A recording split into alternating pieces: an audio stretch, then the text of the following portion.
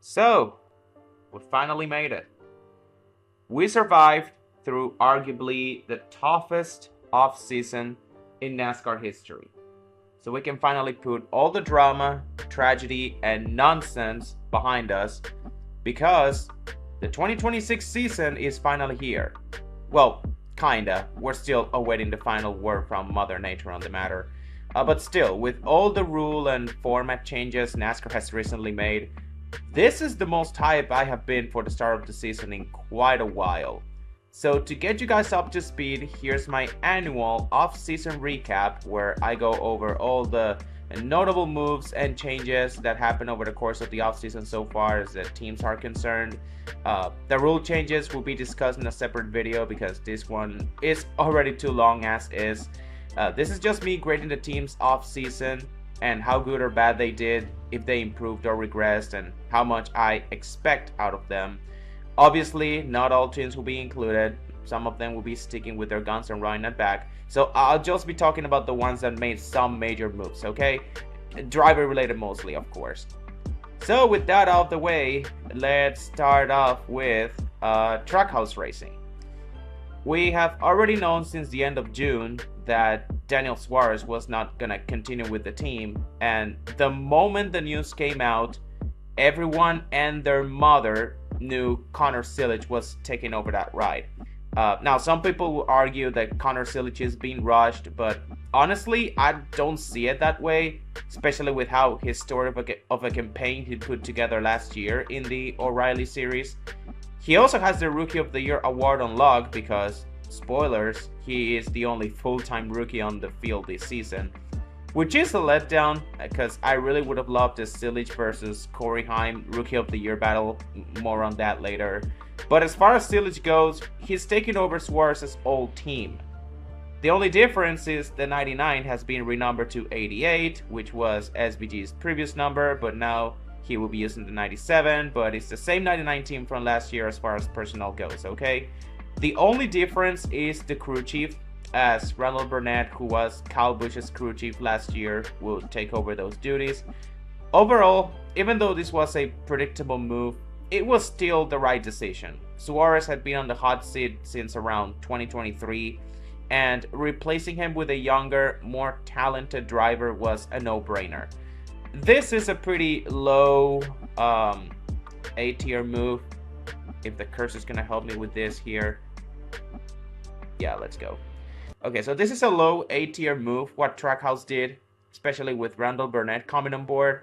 I still think he's a good crew chief. RCR just didn't give him much to work with, and given all that, I think Silich would turn some heads in year one, especially on the road courses. I'm really intrigued to see how much of a challenge he will pose to SVG on those. Okay, so as for the driver that he replaced in Daniel Suarez, there were some rumors for quite some time that he would drop down to the O'Reilly series, driving part-time or even full-time for Junior Motorsports, which as a Suarez fan who loves to see him win, I wouldn't have been opposed to the idea.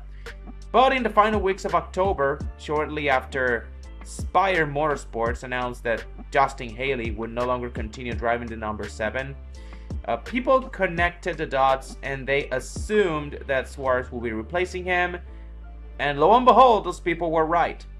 Given that Suarez has many sponsors that are signed with him at the Cup level, it makes sense for him to stay in the Cup series from a sponsorship standpoint, even if going from Trackhouse to Spire is a downgrade, at least from the driver's perspective, because from Spire's perspective, this is an upgrade. As Suarez is a more proven, more experienced driver than Justin Haley.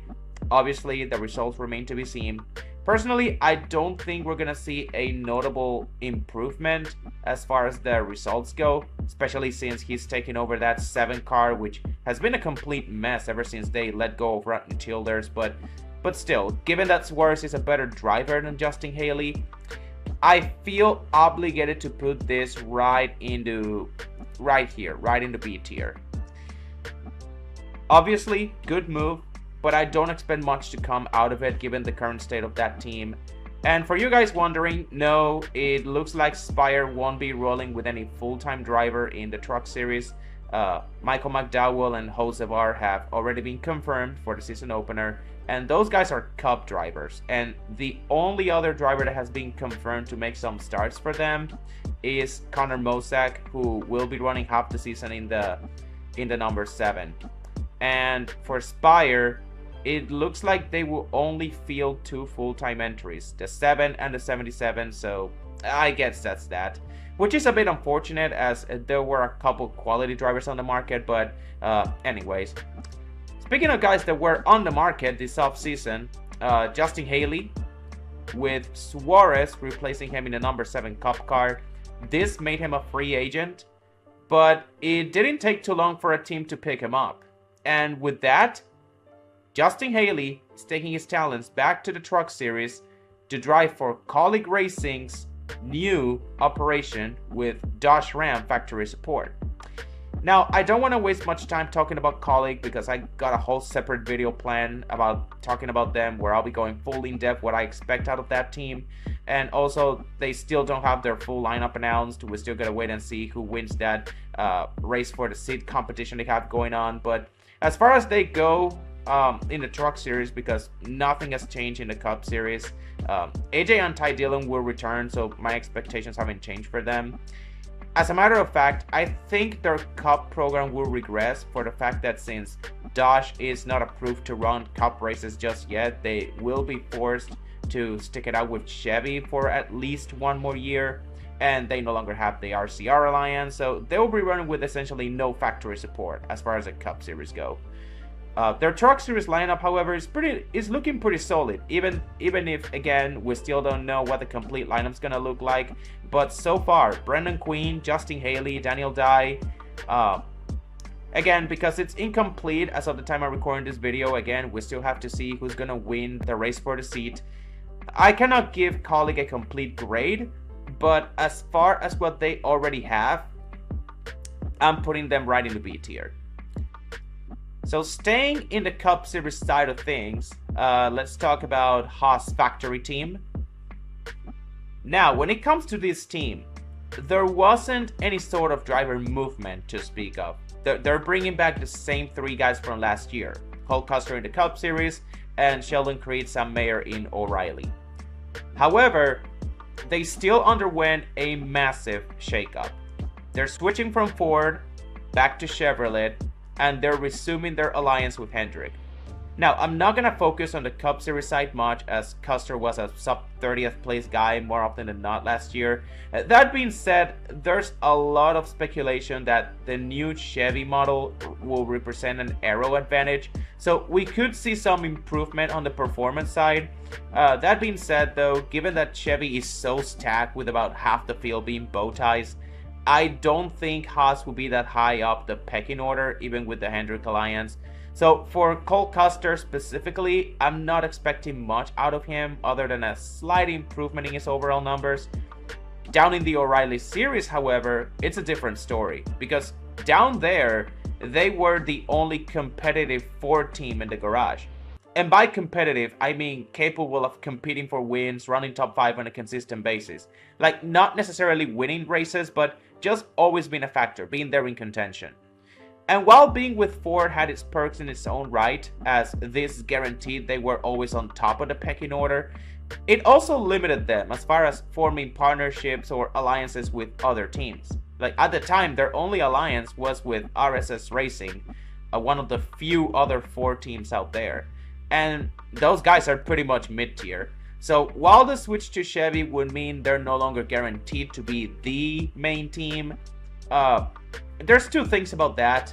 First of all, it's the O'Reilly series, so it won't matter because that series has always been historically top-heavy, and Haas Factory has been part of that select group of elite teams that you always expect to see win. You know, the Joe Gibbs, the Junior Motorsports, the Richard Childress. Haas Factory is among that group. So it doesn't matter whether they're running Ford or Chevrolet or any other manufacturer, they will always be competing for wins. They will always be up there.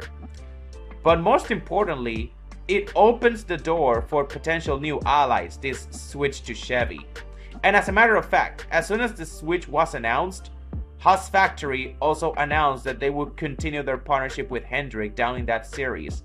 And since JR Motorsports is also allied with Hendrick, I guess this makes them quasi-partners. Like, they're not allied per se, but both Junior Motorsports and Haas Factory, now they have that common partner in Hendrick at least. And again, like I said, potential new allies, Chevrolet, obviously, there's a running joke that the O'Reilly series should be called like the Chevrolet series because of how many Chevrolet teams are there.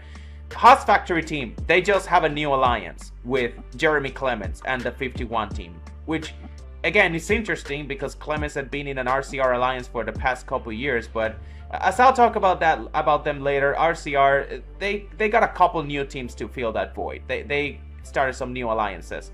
Also, RSS Racing, well, we're on the boat about Haas Factory. Yeah, they're joining Haas Factory in the switch to Chevy. They also used to be a Chevy team before they switched to Ford. Now they're switching back to Chevy. Apparently, they wanted to keep their alliance going, which is actually a pretty smart move because by proxy, this makes RSS Racing a quasi-partner for Hendrick. So there goes another team that Ford loses. And man, I gotta say, Ford really lost a lot of teams between the Cup Series and the O'Reilly Series. I didn't even mention they also lost Rickware Racing, as those guys are switching back to Chevy as well. However, in their case, it's not as big as it seems because they're a backmarker team and their alliance is with RCR, not with Hendrick. So I'm about 99% sure nothing will change as far as their performance goes. They will still be last place in points among the full-time teams. But still, the fact that Ford could not even retain the worst Cup Series team out there, it's just wild to think about. But anyways, I talked about a couple teams here. So, Haas Factory, first of all, what they did is pretty much an A-tier move. Yeah, I'm actually gonna put them right above Trackhouse because Trackhouse, like I said, it's a low A-tier. RSS Racing, also A-tier. For the fact that they will have access to Hendrick resources. RSS will also be A tier. And again, Colleague Racing, or rather, not Colleague, Rickware Racing. I'm just getting my teams messed up here. I mean, I get why RCR went after them. Like, I seriously get it. They lost Colleague Racing over the course of the offseason.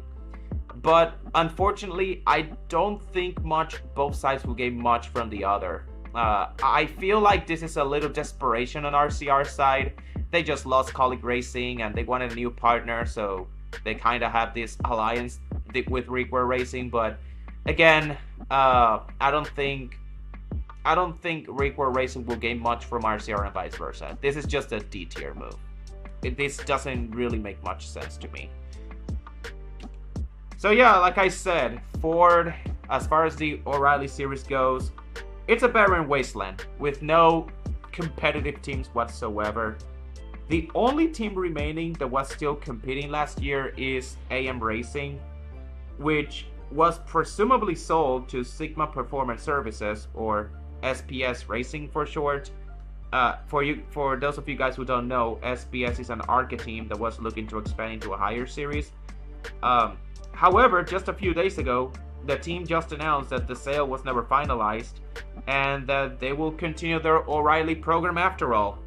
So AM Racing is technically still alive, but they gotta start from scratch again because Harrison Burton is no longer on the team. He was like one of the main reasons the team managed to turn their fortunes around after the disaster that was 2024. Harrison Burton made them respectable again. And now he's gone. And with the start of the season only weeks away and no driver being announced, and we still don't know whether they will run full-time or part-time, I wouldn't be surprised if they massively regress. These guys might just be the biggest losers of this offseason. And all because they made the mistake of announcing that they're selling the team before the sale was even finalized. I guess this is a lesson learned for them, but still, I gotta put them on F tier because I don't know what the plan is. They have no driver, they have no team, they have no nothing. They basically got to start from scratch again. So, with AM Racing being a massive question mark, it looks like Ford's fate in the as far as the second tier series goes will be left up to their new startup team, Hettinger Racing. And first of all, I gotta say, yikes. You're telling me the only hope Ford has at even being relevant in that series is an ARCA team that just moved up to a new series and doesn't even have a full-time driver announced? Yeah, they're cooked. Unless there's something they have that we don't know about, I'm not expecting much out of this team. For one, I'm even surprised they're running full-time year one.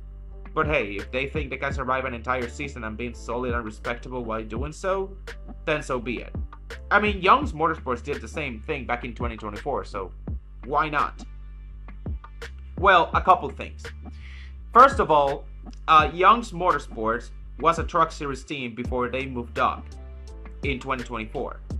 Hettinger Racing, they were an ARCA team. They had a presence in the Truck Series a few years ago. I believe it could have been that same 2024 season when they purchased the old Brett Holmes Racing team. But they only made a couple of late season starts and they didn't even attempt a single race in 25. So yeah, they're pretty much going into this whole O'Reilly series thing completely blind. They pretty much skipped the Truck Series. And not only that, but when Young's Motorsports, they moved up and they started like their O'Reilly Series program, they went with a full-time driver in Leland Honeyman to pilot the car. Hettinger, like I said, they don't have a full-time driver announced, or even a rotation of drivers. The only confirmed driver as of right now is Luke Fenghaus for Daytona. Now, it's possible that some Cup drivers might jump in to help them with the owner points, which is unlikely, but not out of the question. But still, at the moment, I'm not very confident that this team will be able to carry the torch for Ford in a way that makes the blue oval look relevant. That's just too much to ask for a team in just their first season. I'm sorry. I gotta put them in the D tier. Okay, might as well talk about Young's Motorsports because I already brought them up when I was talking about Hettinger.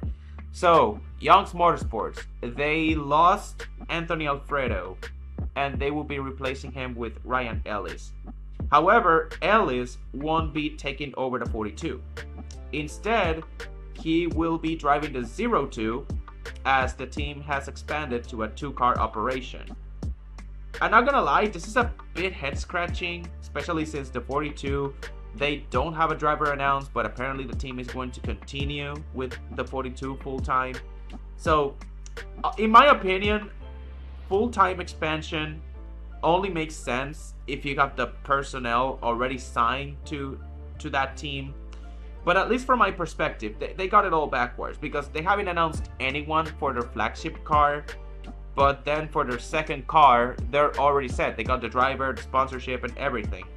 I don't know, maybe I'm just looking way too deep into it. Maybe there's still a couple announcements left to make as some teams, they just haven't yet finalized their plans. Maybe Young's Motorsports is one of those teams. Maybe they'll sign one of those quality free agents that are still out there. But again, as far as what they have already announced, Ryan Ellis, again, not a terrible choice, but still, he's still a downgrade from Anthony Alfredo. So because of that, I gotta put them on C tier. Okay, I guess we can talk about Hendrick Motorsports next. Since I briefly mentioned them in the O'Reilly series when I was talking about Haas Factory. Because yeah, as it turns out, Hendrick Motorsports is running full-time in the O'Reilly series with one of their young development drivers.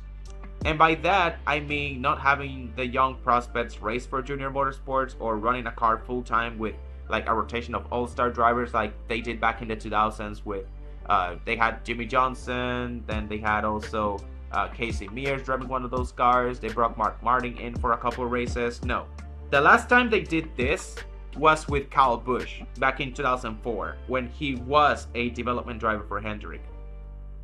And now they're gonna do it again with Corey Day in the 17. Now, when the announcement was made, I saw a lot more mixed reactions than I thought. Some people saying that he's not ready, while other people are stating that they only signed him to eventually replace Alex Bowman. And to that I say, pump the brakes. The season hasn't even started yet. Yes, it's true that Corey had some growing pains and he didn't look like he belonged, especially in the first few races of 25. But as the season went on, his results improved and I saw him more comfortable inside the car. So I say he deserves a shot at it and see what he can do. Now, on the matter of what this means for Alex Bowman, we'll just have to wait and see. Yes, as far as we know, this is believed to be a contract year for Alex Bowman. Yes, he had a down year for the standards that he's held to, being a Hendrick driver, back in 25. But like I've always said, someone has to be the fourth guy on that team. And Alex Bowman, if you look at the numbers, Alex Bowman has been the best number 4 guy Hendrick has ever had. And believe it or not, that's some big shoes to fill because it's not easy being a borderline top 10 driver in the Cup Series while also being the number 4 guy on your team. So unless Corey Day has a Connor Sillage type run where he goes crazy with like 10 wins and 20 top 5s and he goes out and wins the title, Alex Bowman is safe and he will get extended. By how many years though, I don't know. My guess is that it will be contingent on Corey Day's performance.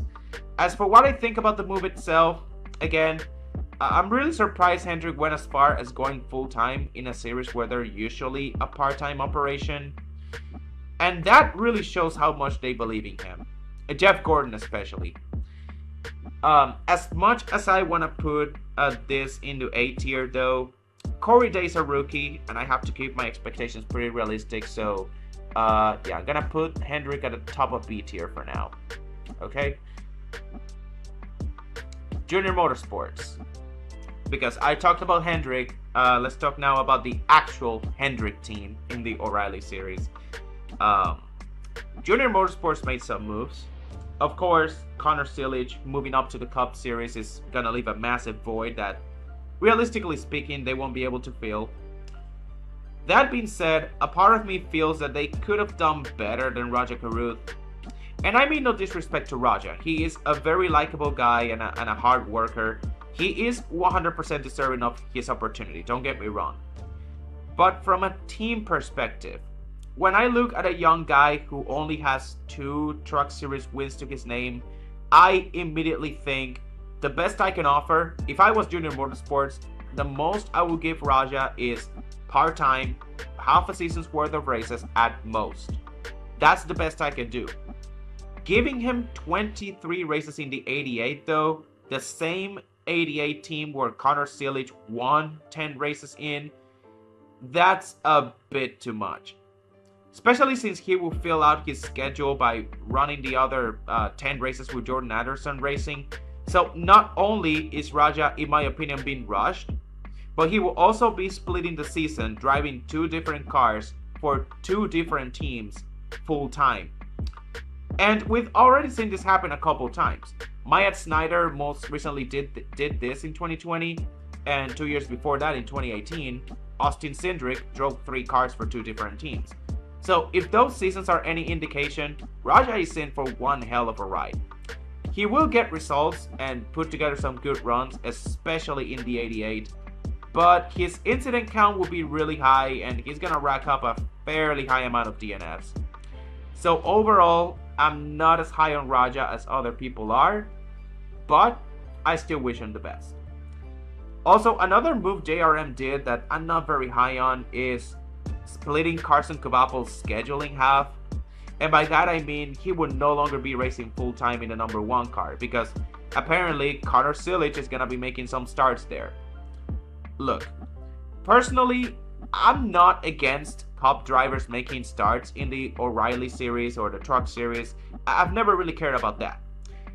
But if you look at Carson's situation specifically, he's coming off a solid season where he showed flashes and exceeded some people's expectations. The least they could have done is keep him there full time and let him grow or continue to grow with that group of guys. I mean, don't they have a number 9 car where the Trackhouse guys ran part-time in last season? Why not put Silic there and leave Kvapil as is? I don't understand.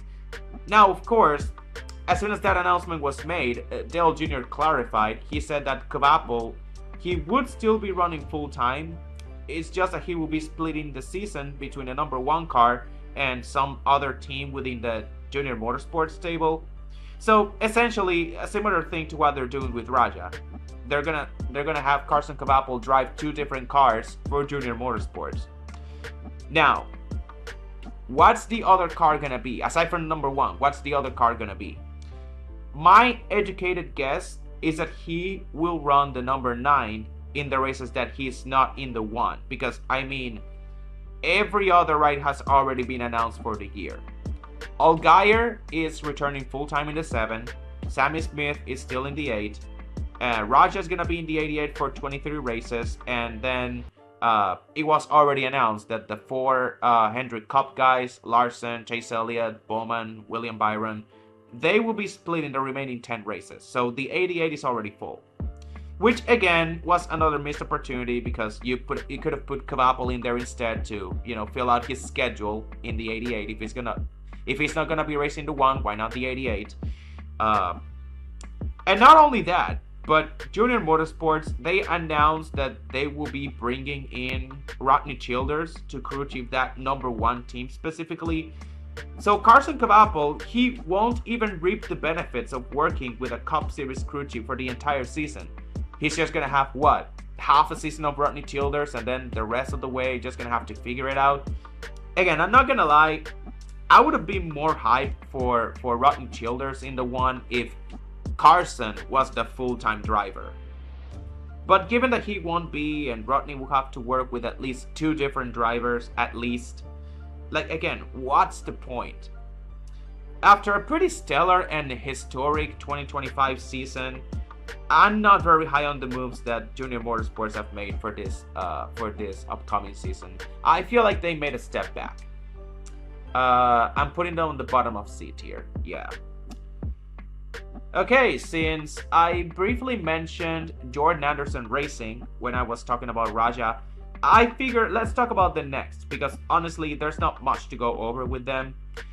They brought back the same 2 guys from last year in Jeff Burton and Blaine Perkins, but they also expanded to a 3rd full-time entry in the 32, which had been their part-time car for a few seasons now.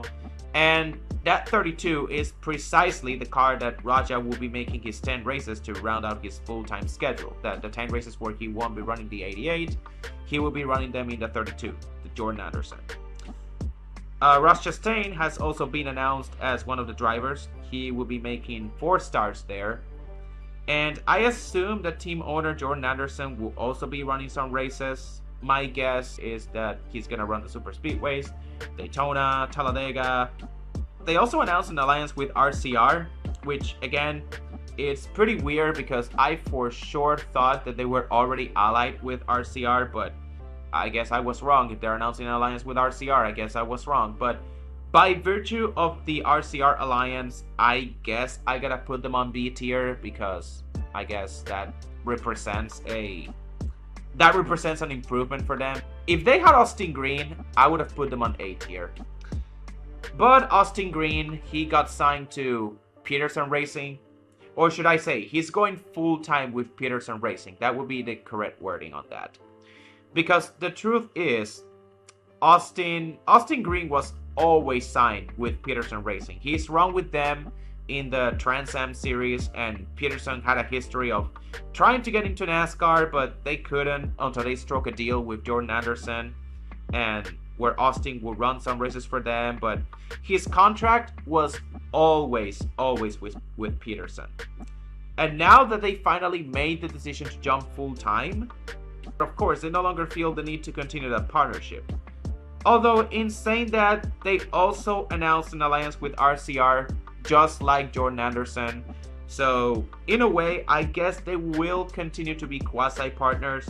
But yeah, Peterson Racing, they're making the full-time jump with a talented young driver and an alliance with a top-tier team in RCR. Again, at least as far as the O'Reilly series goes, yes, Richard Childers Racing is top tier. The Cup Series is a topic for another day, but as far as the second tier series goes, they are a top tier team. They're elite, okay? But yeah, Peterson Racing, solid B tier. Yeah, I'm putting them above Jordan Anderson Racing. And speaking of RCR alliances, another team that also has an alliance with them, Viking Motorsports, which again, like I said, I'm pretty sure they were in an alliance last year. Again, I may be wrong, but be sure to quote me on that. But I thought for sure when Viking Motorsports announced that they were switching to Chevrolet last year, I thought that they had announced an alliance with RCR, but now they're announcing it. So I don't know if they were partners last year or what's going on, but the point is now they're in alliance with RCR, okay? But in their case, it goes far beyond that, because this is the team that bought most of the assets from Colleague Racing. Again, I will be talking about Colleague in depth in a future video, so be sure to look out for that one. But to keep things short, Colleague Racing, they moved their entire O'Reilly Series operation down to the Truck Series, and all their leftover equipment was sold to a number of teams.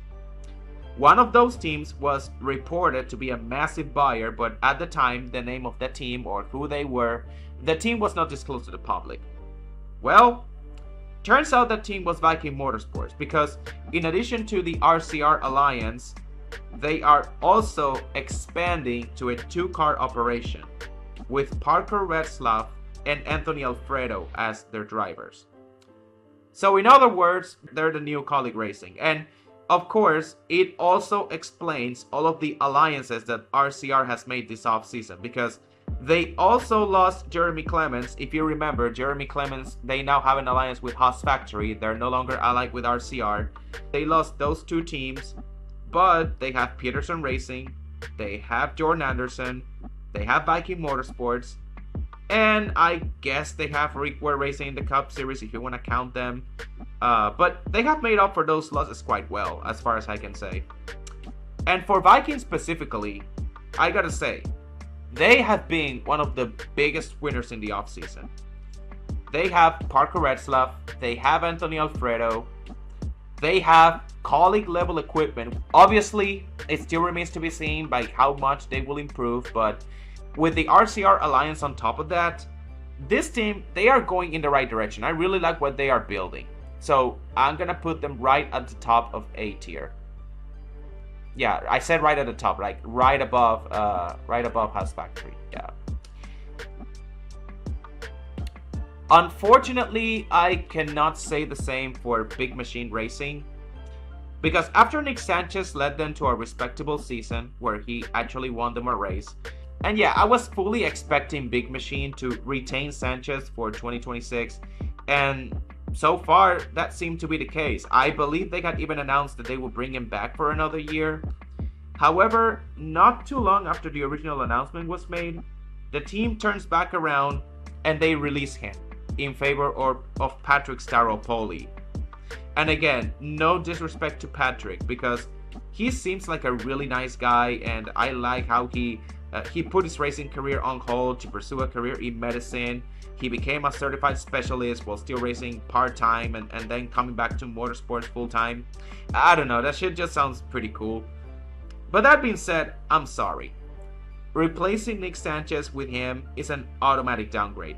Staropoli has minimal starts in both trucks and O'Reilly, to such a degree that I can't even consider him a part-time driver, because most of his starts before he got this full-time gig, they have been one-race deals mostly. This is just a disaster waiting to happen, and I'll be surprised if he makes it through the whole year. These guys are going right at the bottom of D tier. I don't know what in the world was that, getting rid of Sanchez for Staropoli.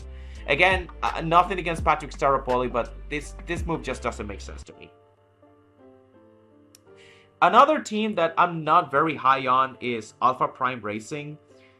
Similar to Big Machine, they downgraded in terms of driver talent, although in their case it's not as drastically bad as what Big Machine did. But still, LeVar Scott is, for the most part, an unproven driver.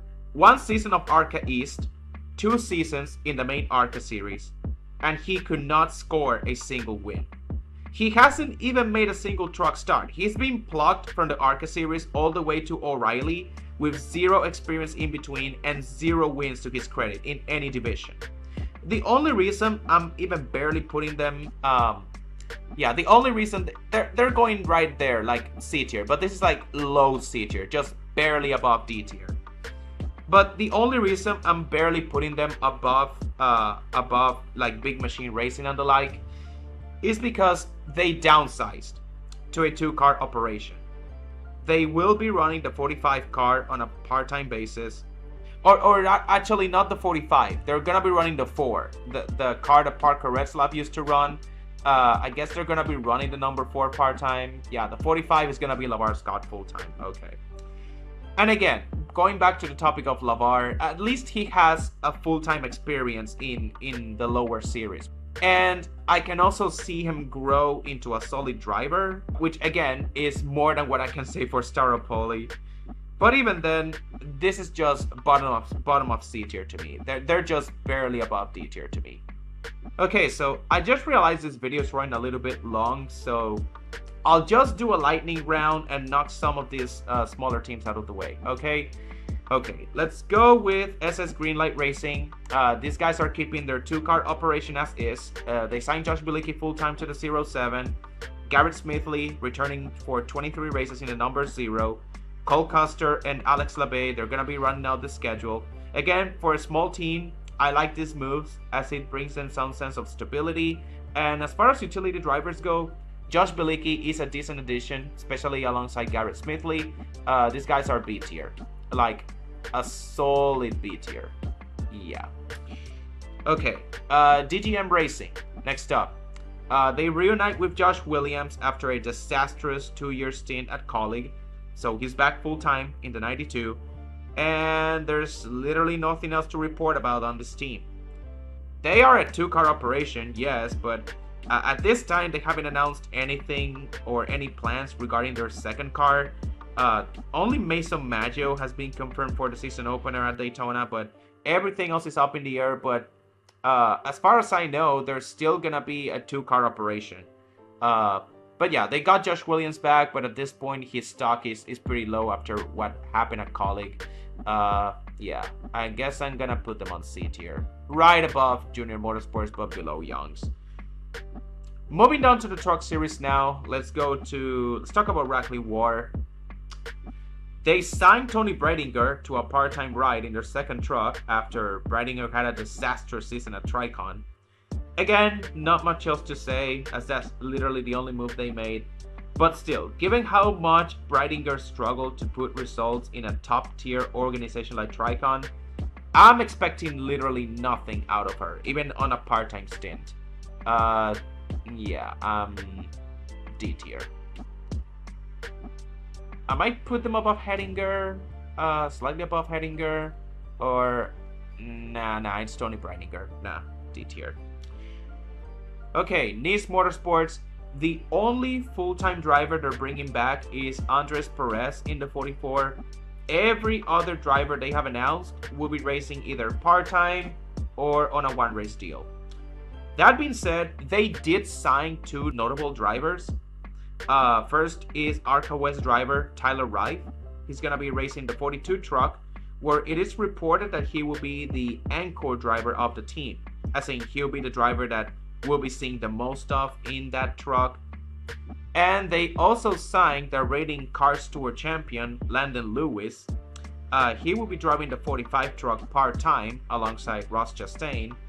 That being said, with 3 full-time entries and a 4th part-time truck on the way, I feel like this team could have benefited from a downsizing. But still, they still have their full-time guy, and they signed 2 quality prospects in Landon Lewis and Tyler Wright.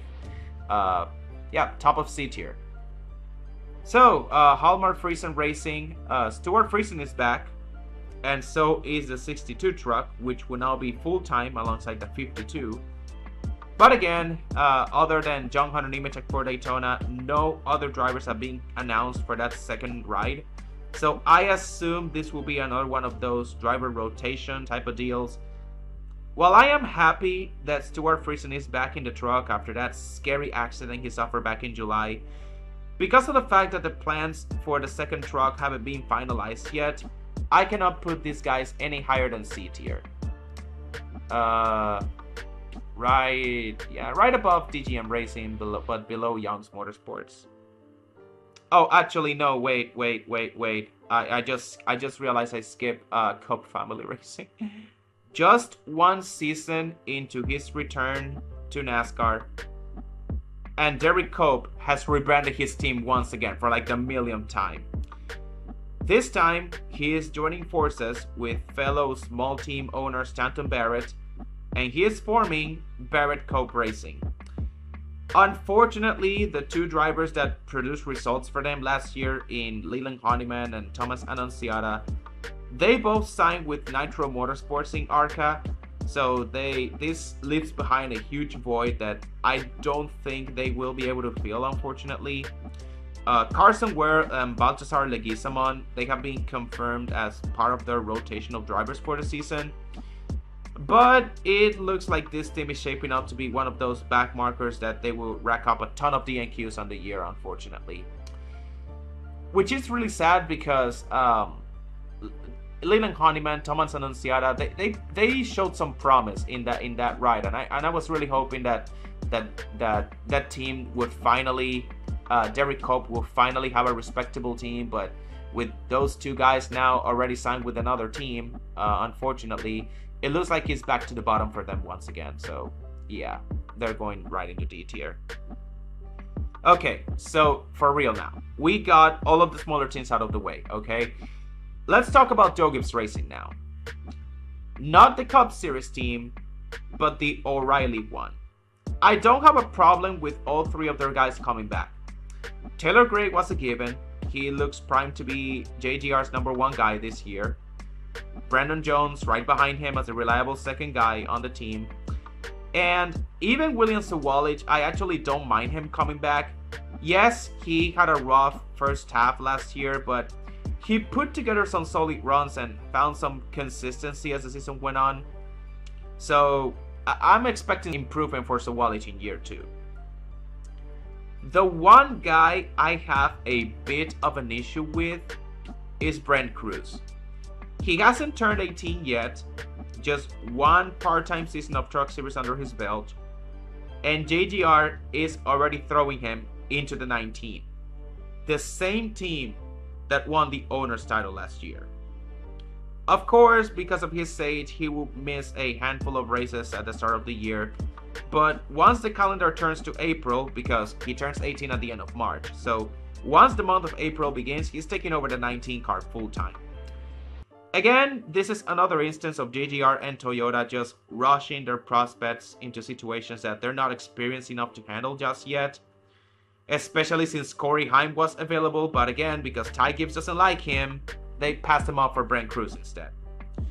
And even though we've known that for a while, that's exactly the main reason why Corey Heim is not with JGR, every time I think about it, it makes me upset, okay? Because of that, I'm putting them on C tier. Yeah, C tier right here. Brent Cruz is not bad, and again, he might end up working out, you never know. But y'all could have really had Corey Heim, come on guys. Another team that could have had Corey Heim, but they passed up on him, was Sam Hunt Racing. And in my opinion, this team was the best fit for him, as they were the only other Toyota team that was somewhat relevant in the O'Reilly series. So Corey Heim could have just fit in perfectly there. He's also driven part-time for them in the past. He's given in some good runs for them. So I really thought Corey Heim going full-time for them once he finally finished dominating the Truck Series, it was just a match made in heaven. But that being said, Harrison Burton as their second driver, it's not that bad of a move, okay? Sure, Harrison Burton is not Corey Heim, but given the work that he put to revitalize AM Racing last year, he's earned the opportunity. Dean Thompson, he also looked surprisingly solid last year, and him, along with Harrison Burton, I cannot deny, Sam Hunt Racing, they had a pretty solid offseason so far, so Yeah, I'm gonna put them right here, right in the middle of B tier.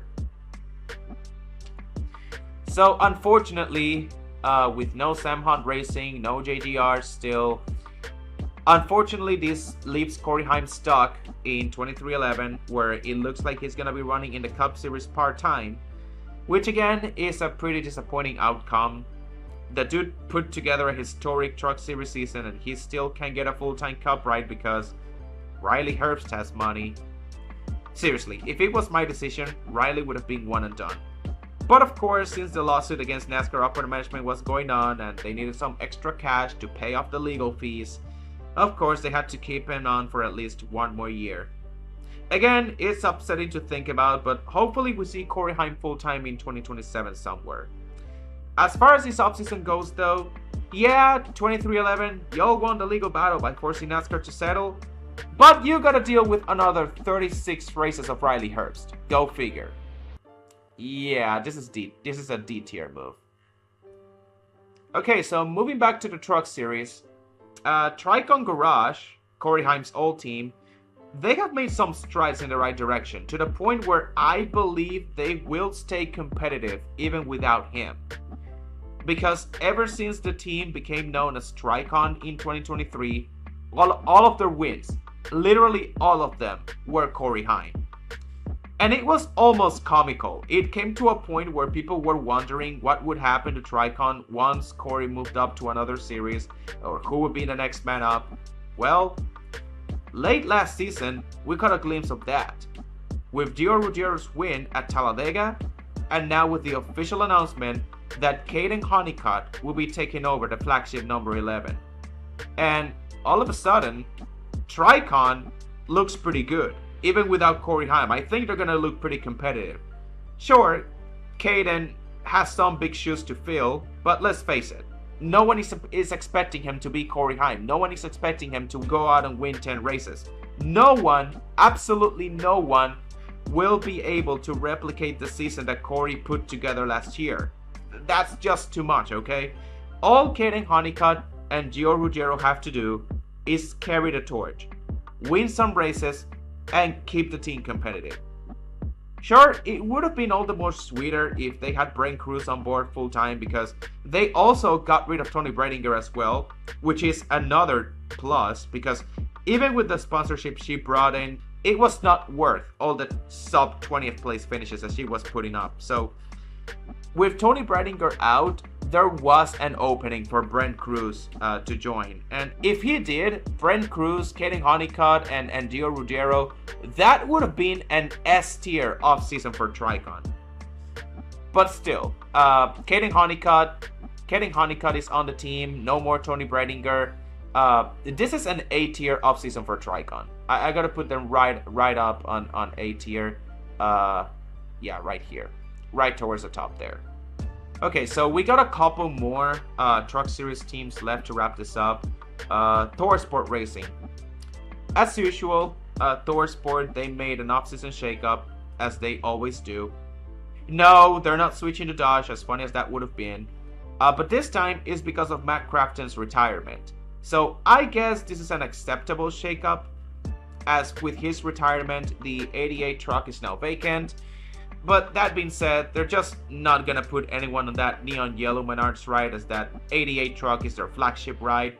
There's a lot of history behind it, so having their current best driver in Ty Majeski move over to the 88, it makes a lot of sense, as right now he is the current best driver on the stable. But 2 to 3 years ago though, that would have been, I guess that would have been Ben Rhodes, but still, Majeski is deserving of this promotion. So now, with him moving to the 88, Jake Garcia is moving over to the 98, and with Ben Rhodes still in the 99, all that shuffling has left the 13 truck vacant. At this point, it should be abundantly clear that the 13 is like the fourth wheel at ThorSport, and whoever signs there is very likely to struggle. And because of that, I was hoping that ThorSport will sign either of their part-time drivers from last season in Luke Fenhouse or Luke Baldwin, but no. Instead, they went with Cole Butcher, a driver with a much smaller body of work than either of those two guys as far as NASCAR competition is concerned. That being said, it's not such a massive missed opportunity that I'm gonna drop it all the way to D tier, as the two drivers that I just mentioned, they aren't exactly top prospects either. So because of that, I'm willing to give Cole Buchter a shot. I'm willing to give him a chance and see what he can do. But again, though, if I was calling the shots, I would have gone with either of the two Lukes. So, yeah, I guess I'm gonna put them on C tier here. Okay, speaking of Luke Baldwin, at least he managed to get a ride with another Ford team in Rium Brothers Racing.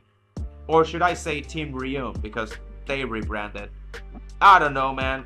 Rium Brothers Racing just sounded a lot better. But anyways, Team Rium, they signed Luke Baldwin to run half the season for them, with Frankie Muniz running at back as their full-time driver. And as far as I know, I don't see any plans announced for their third truck.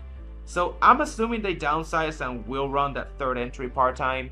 Again, I may be wrong because on their Facebook page it shows the 3, the 22, or not the 3, the 2, the 22, the 33, you know, the 3 numbers that they normally run. So it looks like the third car, the 20, which is the 22, it's gonna be part of their plans at some point. I don't know if it's gonna be full-time or part-time.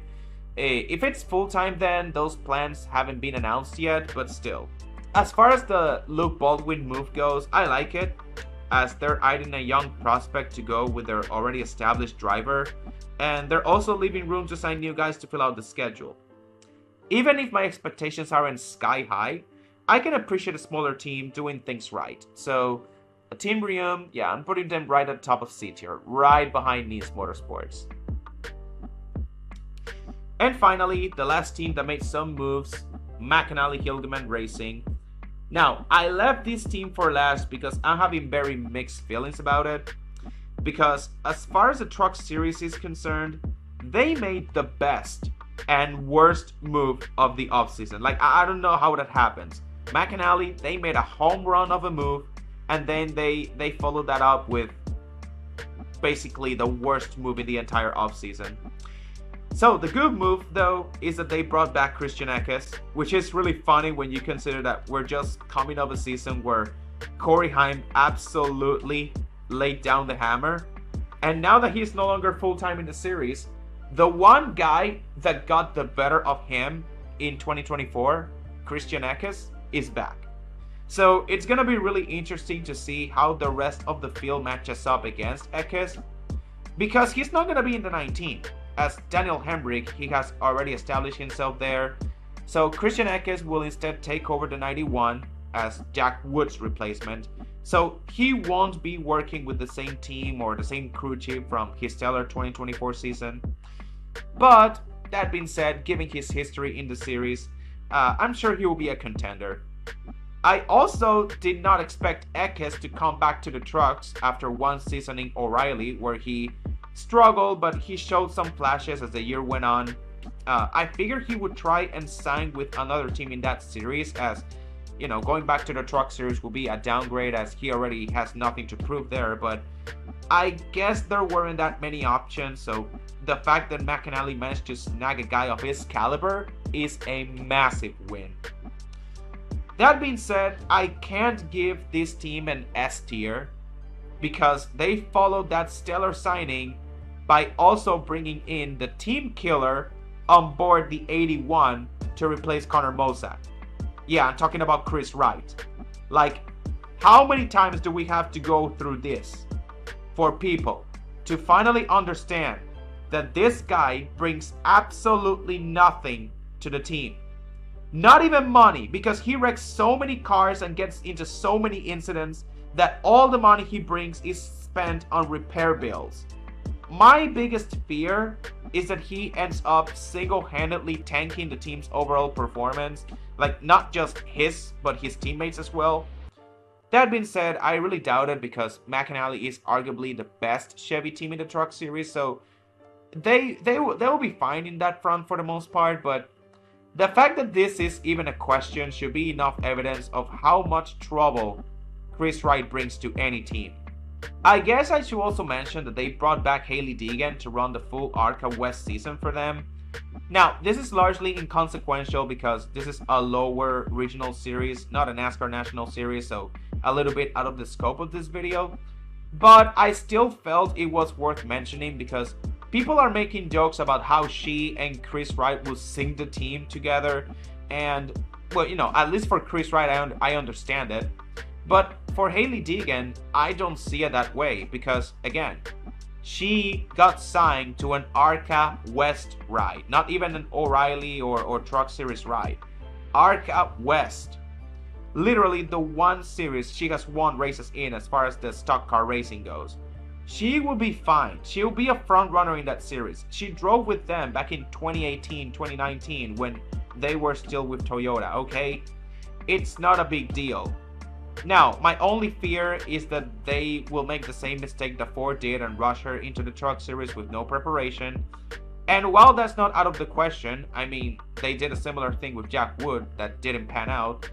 But as long as they keep her in ARCA for 2 to 3 years with some part-time truck start sprinkled in, I think this could help rebuild her brand and perception around her among fans. Not 100% fix it, but at least keep some of the haters off her back. So again, like I said, McAnally is a very difficult team to rank, but given that they're already going to try and develop Hailie Deegan correctly this time, at least I hope so, I guess I'm just going to put them on B tier, like right in the middle of B tier. Just please, do not rush Hailie Deegan back into the Truck Series until she's proven that she can consistently win in ARCA. And I'm not just talking about just one ARCA win and that's it. No, she needs to win 2 to 3 ARCA races a season for me to be completely convinced that she is ready for the Truck Series. Okay, but anyways, that's the video. That's my complete tier list. A bit of a weird ranking because no teams had an S tier off-season in my opinion. I really like some of these moves though, even if some teams still haven't finalized their plans yet. And again, the main reason I was putting off this video for so long is because I wanted to see if any other news would come out, like which team picks up Nick Sanchez. Probably AIM Racing is the best option at this point, since Spider Motorsports, it looks like they will be running with no full-time Truck Series driver this year, unfortunately. Or who knows, maybe Young's Motorsports, they swoop in, they need a driver for that 42 car. Maybe they can be the new home for Nick Sanchez. But again, like I said, I feel like enough time has passed and the clash is right around the corner. Again, it still remains to be seen when we will race. It could be Wednesday, could be some other day. But yeah, I guess we'll just have to wait and see.